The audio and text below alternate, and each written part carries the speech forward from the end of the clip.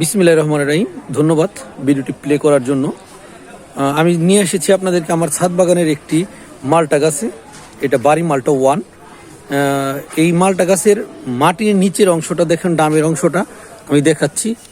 এখান কিন্তু আমি পানি দেওয়া বন্ধ করে দিছি, হ্যাঁ, একদম শুকনো পানি দেওয়া বন্ধ করে দিয়েছি। এর কারণ হলো এই মুহূর্তে যদি আমি গাছে পানি দেই তাহলে আমাদের এই গাছটাতে ফুল না এসে পাতা চলে আসবে।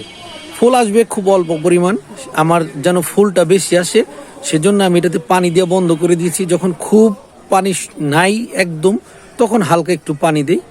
আর এখন বর্তমানে এই রকম যারা আছে, আজকে ডিসেম্বর মাসের 22 তারিখ, আপনারা সবাই এই লেবু জাতীয় যা আছে, মালটা, কমলা, লেবু গাছ, সব কিছুতে, জাম্বুরা, সব কিছুতেই পানি দিবেন না। পানি কম দিবেন, মানে না দেওয়ার মতন, যতটুকু দিলে হয়। দেখছি 3 দিন পরে, 4 দিন পরে এরকম করে হালকা একটু একটু পানি দিবেন। আর সম্ভব হলে যে কোনো একটা ছত্রাকনাশক 5 দিন পর পর আপনারা স্প্রে করে দিবেন গাছে। ধন্যবাদ।